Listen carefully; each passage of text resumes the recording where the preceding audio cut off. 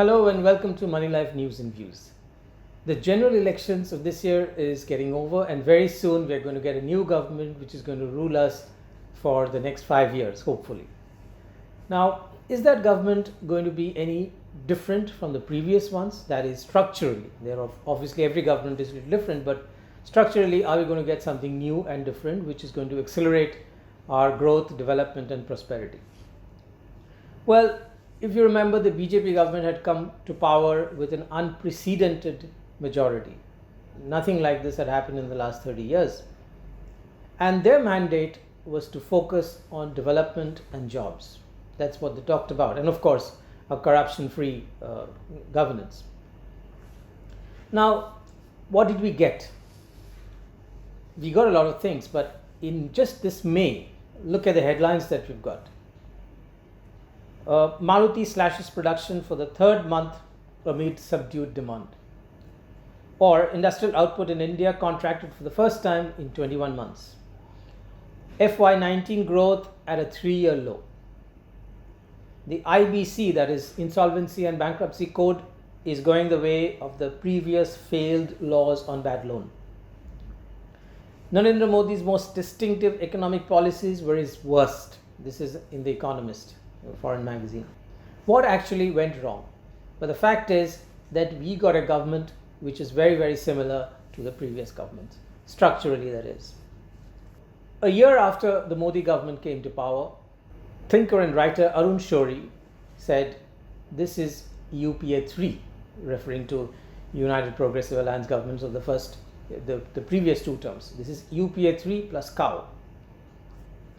This memorable description was very, very apt, because the hallmark of the 2 previous UPA regimes were job guarantee schemes, continued support for unproductive public sector enterprises, bloated infrastructure projects for cronies, a controversial scheme for tagging every resident individual called Aadhaar, budgetary gimmickry to hide fiscal deficit, tax terrorism, giveaways to farmers, and so on. It was an expansive, intrusive government. Mr. Modi changed a lot of UPA schemes, but he changed only their names, and he kept all the schemes going. And then he added some more schemes of his own. Taking a leaf out of the previous Congress governments, he launched a loan mela. Now he called it a mudra scheme. There was no reform of public sector, no meaningful disinvestment. In fact, movement of money from one entity to another. So ONGC bought shares of Hindustan Petroleum, Power Finance Corporation, and Rural Electrification Corporation were being merged, and so on. Billions of rupees have been taken out of government companies, denuding them. They don't have money for capital expenditure.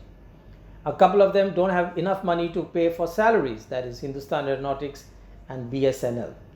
Ownership, corruption, lack of accountability of public sector banks remain exactly what they were, with the result that hundreds of billions of taxpayers' money has been injected into them just to keep them alive. Instead of a miracle identification project to cut wasteful subsidies, Aadhaar became a surveillance tool. The promise of minimum government and maximum governance, which was Mr. Modi's slogan, was really turned out to be a joke.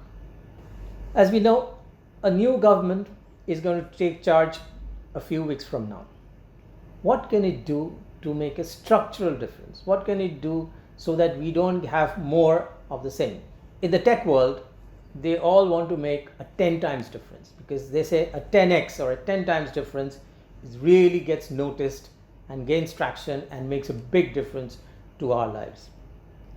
To make a dramatic difference between what we've got over the last 70 years or so, the governance now has to be 10x, that is 10 times better, and actually completely different.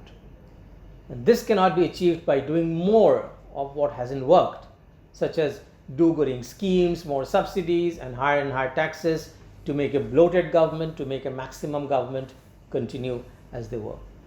A structurally different approach is required, and that would mean the government has to be a facilitator, not a doer. How do you make the government facilitator? The government has to shrink. It has to become much, much smaller in size, releasing resources, reducing taxes, so that more and more of productive money, more and more of money gets into the productive hands of small businesses, entrepreneurs, farmers, and so on. We have been led to believe that government policies and actions are needed to solve every problem area, which is farm loans, jobs, housing, poor, healthcare, or bad infrastructure, and so on. Now, if you dig deeper, you will know that government is the problem. Government is not the solution. Every scam or every wasteful expenditure has its roots in licensing, public sector, tenders, opaque systems for which the government alone is responsible. There was a time in the 1950s and 1960s when private capital and skills were not there. And it was natural at that time for developing countries around the world to say, okay, it's the government that has to step in and accelerate development. There was a logic to it. From there on, the state has relentlessly expanded. That has dampened enthusiasm of entrepreneurs, that has dampened innovation, and that has limited the scope of the private sector, which is far more productive. Now, when I mean by private sector, I don't mean big businesses. I mean millions of small businesses, farmers, artisans, entrepreneurs everywhere. People who get up in the morning, do a hard day's work, and in the end of the day earn a bit of profit and employ some people. Now, because of this, because that we have big government, we also have this distasteful thing called crony capitalism, where a lot of public resources are taken away by businesses with political connections. That is another fallout of big government. And in the process, brilliant minds from India have gone out of the country. And they're all over there. They're in Google, they're in Amazon, they're in Facebook, they're in Apple, and so on. Now, this path has to be retraced. The government has to shrink dramatically, not only because it is wasteful and largely unaccountable. Today, talent, capitals, and strength of private institutions, including not-for-profit private institutions, are very, very well established, and they can do everything that the government does, or more or less everything that the government does, except regulatory and policing things to maintain peace. Except that part, they can do everything literally in the domain of goods and services that the government can do, and much, much, much better. What I'm suggesting here is not mere cliches, like the government has no business to be in the government, which I heard 35 years ago. India can prosper dramatically if the government were to act as a referee to maintain peace, deliver quick justice, and minimize frictional costs, while encouraging private institutions to act out their enterprise and vision in every area possible.